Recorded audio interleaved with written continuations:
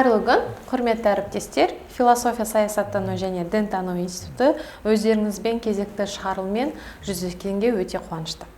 Подкаст модераторы, жүргізушісі мен Айжан Молдағалиева.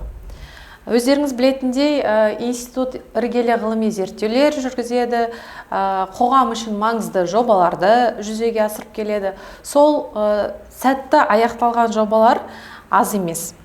Сол бір жобаның жетекшісі, әлемдік және қазақ философия орталығының жетекшісі, философия ғылымдарының докторы, профессор Нұрмұратов Серік Есентайұлы. Серік Есентайұлы, қош келдіңіз. Бүгінгі біздің сұхбатына әңгіме сол жоба жайлы болмақ. Тұлғаның рухани қалыптасу мәдениеті, сіздің бір тақырыбыңыздың толыққанды болмаса да тақырыбыңыз осыны қамтиды.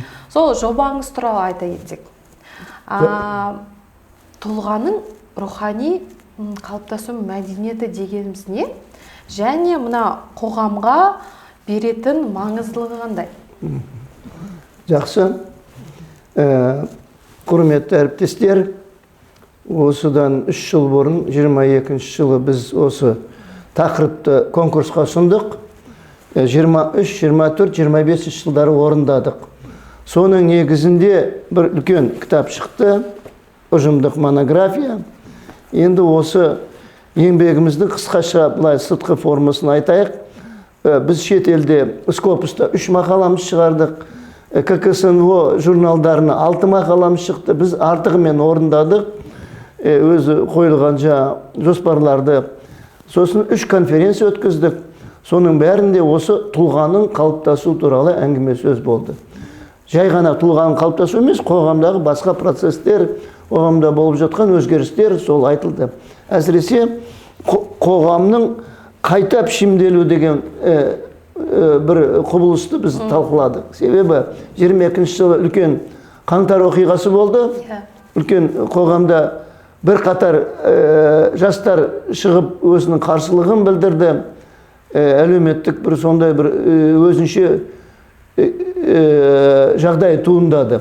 Сол кезде енді біздің президентіміз, жоғары басқару органдары, билік органдары бізге басқа пішімдегі, басқа бір форматтағы қоғамның қажеттілігі туралы сөз қозғап, әділетті Қазақстан деген концепцияны ұсынды.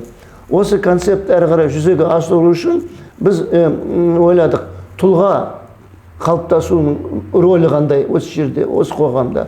Соның түпкі негізі неде жатыр? Адам тұлға болып жетіліп қалыптасу керек. Бұл дүниеде өзінің бір қоғамның мүшесі ретінде өзінің бойындағы талантын, дарын паш ету керек. Соның жолдары қандай, әлемдік тәжірибе қандай, соның бәрін зерттедік. Оннан аса үлкен концепциялар бар екенін көрсеттік тұлға туралы. Жалпы тұлға жалғыз философия емес, психология, мәдениеттану, тарих, бәр ғылымдар зерттейді тұлғаны. Оның біз өзіміз философия тұрғысынан негізінен қарастырдық. Тұлға деген бір ерекше бір қоғамның мүшесін атаймыз. Оның интеллектуалдық, рационалдық, психологиялық деңгейі жоғары болу керек. Ол жауапкершілігі мол адам тұлғаға жатады. Ол жай ғана креативті жолмен жүретін адамды біз тұлға деп атаймыз. Ол қоғамға үлкен үлес қосады, одан үлгі алады. Ал енді тұлғаны шығыста қалай түсінді, шығыс мәдениетінде, батыс мәдениетінде қалай түсінді, дәстүрлі қоғамда бұрын тарихи қалай түсініп келді, қазіргі қоғамда қандай, қазіргі цифрландыру заманында қандай, дін қалай қарайды, осының бәрін біз мына диссертацияда, еңбекте, ұжымдық монографияда көрсеттік. Ерекше айтатын мәселе бұл жерде шығыстық мәдениет, өркениет, қауымдасып өмір сүруді қалайды. Сосын шығыстың тәртібі қандай рационалдық. Ол айтады, сен сыртты өзгертпе, өзіңді өзгерт дейді. Өзің рухани әл. Сонда сен де бұл өзің орнын табасың дейді. А батыс керісінше сыртқы әлемді жөндеп, қоғамдың бәр заңдарын жөндеп, завод, фабрика салып, техниканы дамытып, технологиялық даму жасап, оған бір жағдай жасайды да, содан кейін адам әрі қарай дамиды, өседі деп есептейді. Бірінші фокус қоғамға кетеді. Бірінші фокус қоғам, әлеуметтік орта, техника, технология. Батыс олай ойламайды. Батыс айтады, тұлға ретінде, адам ретінде сен рухани жетіл, сол кезде ол әлемде өзгере бастайды. Себебі жетілген адам жетілген қоғамды қалыптастырады. Екеуі айналып келгенде бір-бірін толықтыратын көзқарастар. Бөліп жарып, батыс бөлек, шығыс бөлек, ол адамзат, бір семья, отбасы. Сондықтан енді біздің бар ойымыз қай жерден жақсы нәрсені алуға болады, қазіргі кезеңге жеткізуге болады, соны қарастырдық. Мысалы, практикалық жағынан философия курсында көп деген тақырыптарға келеді біздің жазғандарымыз. Жоғарғы оқу орындарында осы еңбекті қолдануға болады. Себебі ішінде адам және қоғам, әлеуметтік қатынастар, рухани қатынастар туралы жаңағы кейбір бөлімдерде айтылса, соның бәріне де осы кітапта көп нәрсе бар, материалдар. Сондықтан практика жүзінде жақсы ұсыныс ретінде бере аламыз. Екінші бір айта кететін нәрсе, соңғы жылдары президентіміз айтты, тарихи тұлғалар деген ұғымды біз анықтап алайық. Кім тарихи тұлғаға жатады? Өйткені ана көшенің атын берген кезде қазір тамыр таныстықпен бүйтіп кейбір жерлерде бір есімдерді көшеге берілу көбейіп кеткен екен. Сосын айтады, енді қоғамда бір ретке келтірейік, тәртіп болсын. Нағыз тарихи сонда еңбек сіңген адамдар ғана солардың атына берілсін деп. Сондықтан сол сұраққа, тарихи тұлға деген кім деген сұраққа осы кітапта жауаптар бар. Сондықтан біз кез келген әкімдікке осы кітапты сыйлай аламыз. Олар көріп, өзінің комиссиясы анықтар кезде осыған қараса, өздерінің теориялық жағынан кейбір көмегін алады. Бір әдіснама ретінде, Сосын тағы бір назар аударған мәселеміз ғалым тұлғасы, ғалым қандай болу керек. Біз Сәтбаевты мысалға келтіріп отырып, жалпы ғалым этикасы туралы мәселені қозғап отырып, ғалым қандай кезде нағыз тұлғаға айналады ғылым саласында. Соны айттық. Өйткені ол ғалым ешқашанда плагиатпен айналыспау керек, или немесе үстірт жеңіл нәрселерді жарияламау керек, терең жақсы зерттеулерін ұсыну керек.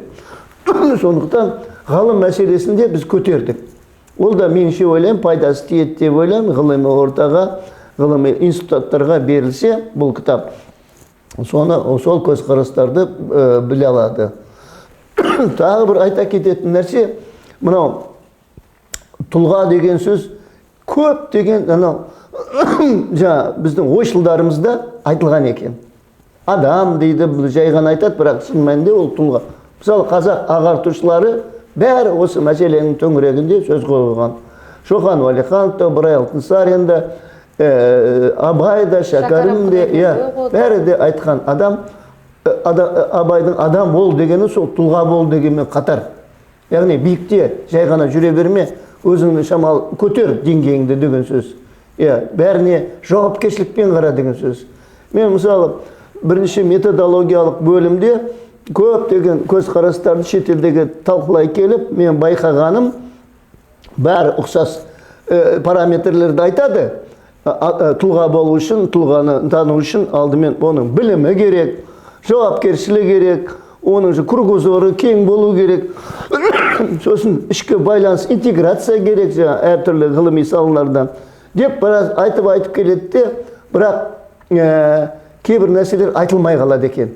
Өйткені мысалы тұлға болу үшін мен айтам, ол халықтың мұқтажын түсінетін адам болу керек.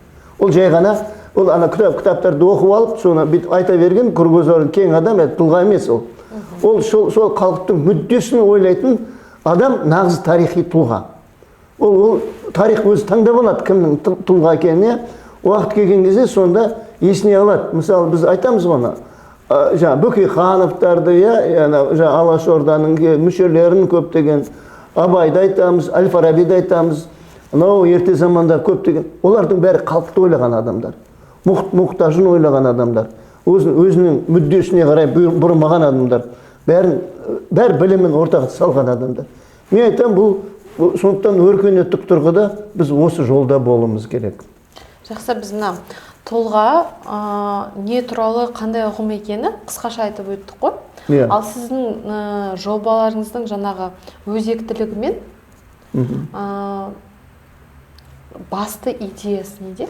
Басты идея, мынау кез келген адам дүниеге келген кезде не үшін өмір сүреді? Өмірдің мәні не деген сұрақтар туындайды. Философия айтады, адам мен әлемнің қатынасы философия негізгі нысаны дейді. Сол қатынастарды зерттеу керек. Ол танымдық тұрғыдан, аксиологиялық тұрғыдан, құндылықтық тұрғыдан, болмыстық тұрғыдан, көп тұрғыдан келіп зерттеуге болады. Соның ішінде енді өмірдің мәні деген өте маңызды мәселе. Адам не үшін өмір сүреді дейді ғой. Адам менің ойымша, пайымдауымша екі нәрсе оған өте маңызды. Бірінші, кез келген адам талант иесі.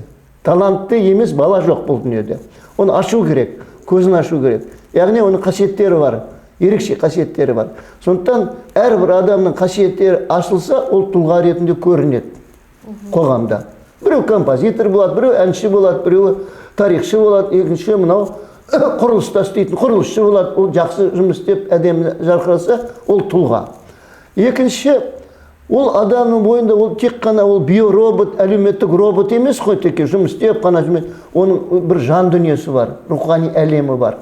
Ал рухани әлемдегі ең негізгі мәселе махаббаты әлемге деген. Адамдарға, табиғатқа, осы рухани қатынасы риясыздықпен қарау. Яғни есептесіп емес, сен шынайы жақсы көреді. Мысалы, үлгісі, риясыз махаббаттың үлгісі ананың баласына, немересіне қарау. Қандай? Ол үшін бәріне бар дайын, не? Міне сондай дүние қоғамда болса, ол рухани махаббаттың дамығаны болады да. Осы тұлғаның негізгі қасиеттерінің бірі. Абай айтқан ғой кезінде, адамзаттың бәрін сүй, бауырым деп дейді. Ол бөлмеген. Мына қазақты ғана сүй, басқа ұлттарға қарай бір әтеуір жүйітпеген. Или мына мен мына мұсылманмын, мұсылман еместердің бәрі дұрыс емес деп айтпаған ғой. Ол бәрін өзін бауырына тартқан. Яғни жер бетінде адамзат бір отбасы. Міне осы ғаламдық көзқарас, осы ғарыштық көзқарас. Міне арамыздан шыққан, неге біз керемет тұлға дейміз Абай? Себебі сондай ойды айтқанның өзі біздің бәрімізді көтерді да бір биікке. Қазіргі заманда сол қажет. Әйтпесе Фейсбукқа кірсеңіз, бір-бірін жамандау, өшектеу, басқа ұлттың өкіліне, немесе діннің өкіліне деген жаман қатынасын көрсетіп жатады да, оны түсіністікпен қарау керек қой. Өз таңдау ғой әр адам. Кез келген ұлттың өкілі болсын, ол да адам, ол да бақытты ойлайды. Или дінге кіруі мүмкін, ол дінді таңдаған жолы сол. Ол болашақта адамзат бәрі өзгеруі мүмкін, ортақ бір дін болуы мүмкін. Ұлттық қатынастарда мүмкін жаңа формат пайда болар, бір техника дамып жатыр ғой, тіл деген барьер болмай қалуы мүмкін, кішкене аппараттармен бір-бірін түсінісіп кетуі мүмкін, мысалы, аударма жаз. Сондықтан оның бәрі бер жағындағы нәрсе, ең негізгі түпкі нәрсе адамның рухани дүниесіндегі негізгі принциптер, қағидаттардың дұрыс болуы. Яғни басқаның мүддесі адамның өзінің мүддесінен кем болмау керек. Тең болу керек, дәл жоғары қою керек, мүмкіндік. Сонда үйлесімділік, гармония, қоғамдағы бір тұтастық, консолидация сонда ғана мүмкін. Жаңа біз дін деп жатырмыз, басқа ұлттар туралы сөз қозғап жатырмыз, Мына ұлт пен дін тұлғаның қалыптасуына қандай ықпал етеді? Тұлғаны анау кезінде Мұстафа Шоқаев деген кісі болған, өзі эмиграция кетті, алғашқы диссиденттердің біреуі ғой. Сол қазақ зиялысы деген кім деген сұрақты өзі қояды да, қазақ зиялысы деген кім дейді. Это национальная интеллигенция, басқаша айтқанда. Ойда қазақтың мүддесін ойлаған адам, өзінің бойында қасиеттерін сол ұлтқа бәрінше берген адам дейді, сол қазақ зиялысы дейді, ұлт зиялысы дейді, қазақ емес, ұлт зиялысы дейді. Яғни ол адам тек қана өзінің қамымен жекешеленіп өмір сүрмей, өз басын ғана бойындағы бар қасиеттерін ортаға салса, ұсынса, сол зиялы адам. Ал өзінің ғана қамын ойлап, бәрі меншікті ойлап, карьераны ойлап сөйтіп жүрген адам, ол зиялыға қоспаған. Менше ойлаймын, бұл формула өте мықты. Себебі қазіргі заманда уже адамдар іріктеліп жатыр рухани адамгершілік тұрғысынан. Себебі ол ұлтына да қарамайды, дініне де қарамайды. Ол нағыз таза шынайы жолдағы адам, ол басқа адамдардың бәрін өзінен кем көрмейді. Оған бір барынша қолынан келсе көмегін беруге дайын тұратын нағыз тұлғалар болады да. Ол кез келген елде бар. Кез келген адам барын салса. Сондықтан шынайылық деген мәселе бар. Тазалық. Не 200-лік емес, бүйтіп нағып тұрған емес, қозғалып тұрған емес. Шынайы болу керек адам. Искренность, чистота, помощь. Сондықтан мынау қоғамда осы мәселені біз жүзеге асыру үшін бізге не керек? Дұрыс сөз керек, дұрыс ой керек, дұрыс тәрбие керек. Сөз түзелу керек. Сөз түзелу үшін ой түзелу керек, дүниетаным түзелу керек. Ол түзелу үшін, ол жақсы болу үшін тәрбие керек. Біз тәрбие мәселесін біраз жіберіп алдық. Өз-өзінше қалыптасып кетті. Анау бала бақшадан бастап мектеп болсын, жоғары тәрбие мәселесімен айналысу керек. Шындықты айту керек. Адамдар дұрыс жаққа бұру керек. Міне осы мәселе критерийге айналу керек мамандардың. Онсыз енді өз кім болсаң ол бол деп сабақ беру болмайды уже. Мысалы, неге жазып қойыпты бір мектептің үстіңгі жағында мектеп дейді, білім мен ғылымның ордасы дейді да. Яғни сол жерден шығады, содан басталады деген ғой. Мен ше ойлаймын қате. Мектепте қандай ғылым? Әлі ғылымға ерте ғой. Білім дұрыс, білім алады. Білім мен тәрбиенің ордасы деу керек. Ол жақсы тәрбиелі азамат болу керек. Білім алу керек, тәрбие. Ол жоғары оқу орны, университет. Ол дұрыс шынымен де білім мен ғылымның ордасы. Білім алады, ғылымға бейімделу керек. Кез келген бітірген маман уже бір ғылымға дайын тұру керек. Сонда біздің ел дамыған ел болады. Онсыз жай ғана мысалы шығара берген мамандар ол да болмайды. Керек не, мысалы, қаншама дипломы бар адам өзінің жұмысын істемей басқа салада жүре, ол да керек не, қаншама ақша шығарды үкімет.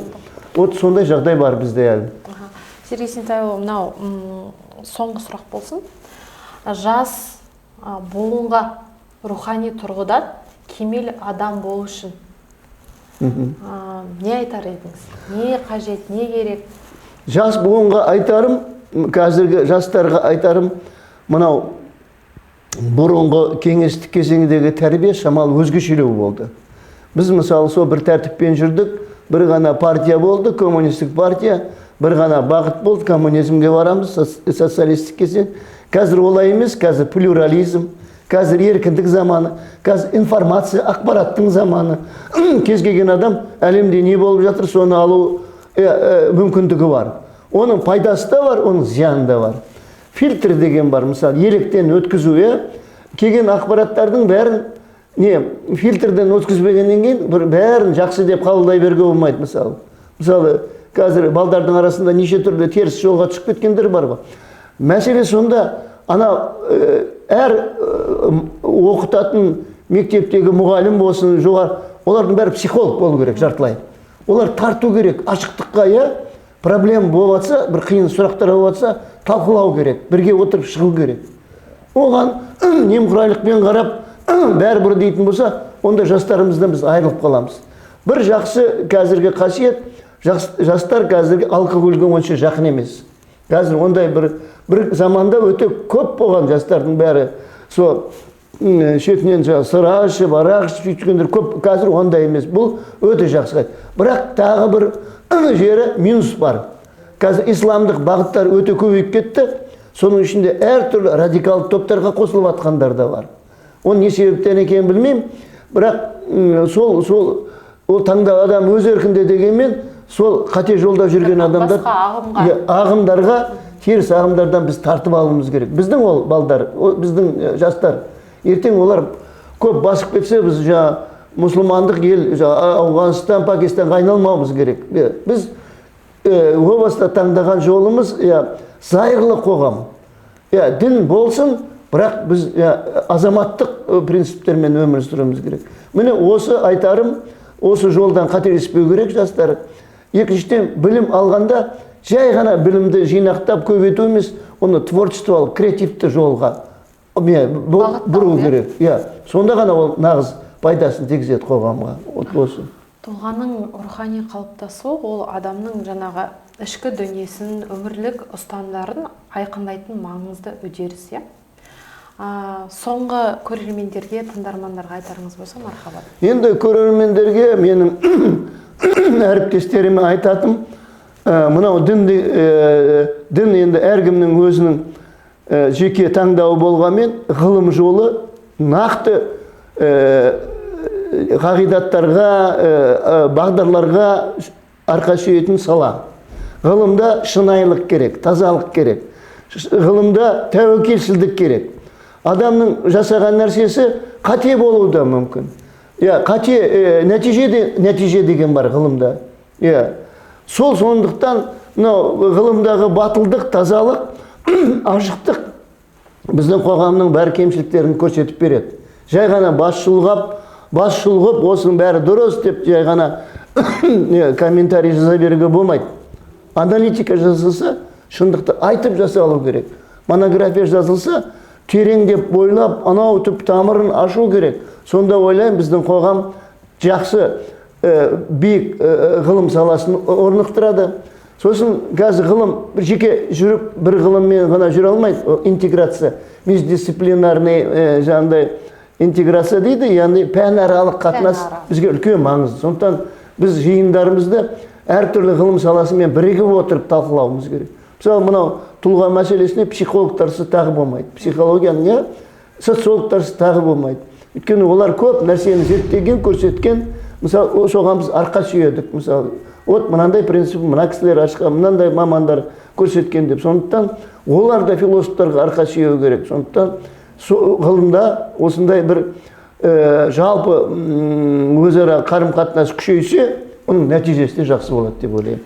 Жақсы, Зере Есентайұлы, шынайы, ашық сұхбатыңызға, терең ойларыңыз бен пікіріңізге көп рахмет. Уақыт бөліп келгеніңіз үшін алғысымызды білдіреміз.